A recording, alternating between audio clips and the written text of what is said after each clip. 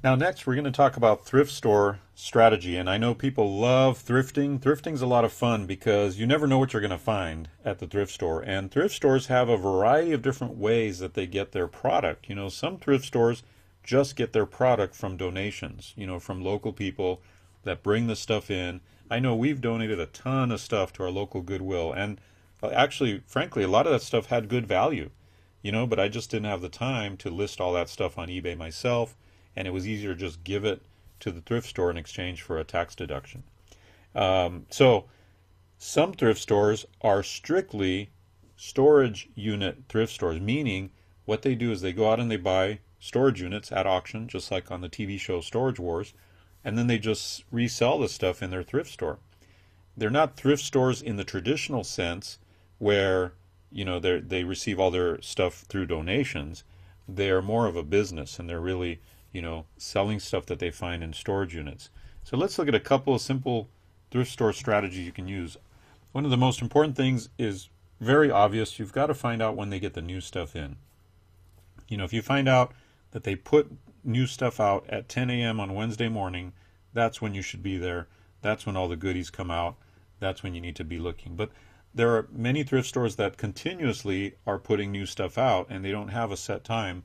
At that point, you want to kind of get a feeling from the people that work there about what days and about what times they usually do. They may not have a specific day and time, and that's why you want to get a feel for it from them. Next, you want to use a scanning app. Use a scanning app that allows you to use your cell phone to barcode scan the items that have barcodes.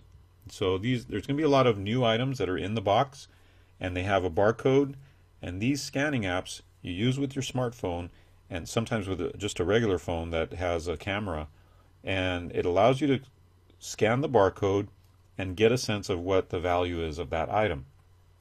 There are many different scanning barcode scanners available and barcode apps that you can use. A couple that are good I'll mention in a second, and then Amazon itself has an app as well. I'll show you that one as well. Now, often you can make great money on books that are donated. So keep an eye on the books, because sometimes you'll find first edition books, sometimes you'll find rare or highly collectible books that you can make money on. People often don't put a whole lot of value on books. They just, because a lot of people don't read, they just don't put much value on them. But beyond that, they don't realize there are a lot of valuable books out there that can be found at thrift stores. So here's a couple of the apps that you can use. One of them is called Profit Bandit, and the other one is called Scan Power. You may want to just Google these names to be able to find out more detail about those. I believe Profit Bandit is on a subscription basis, but to get the latest information, go ahead and Google those names. And then there's Price Check by Amazon. This is basically the barcode scanner part of it, where you just scan that code and it's going to give you details about that item. It's going to give you what the item is selling for, what the competitors are selling it for. It's going to show you the actual Amazon listing for that item. So it's going to give you a lot of detail. The most important thing you can do when you're in a thrift store is buy right. You want to buy low enough to make enough money in profit when you resell. These barcode scanning apps are going to help you to do that. They will give you all the details you need at your fingertips so you can decide whether to buy or not buy that item at the thrift store.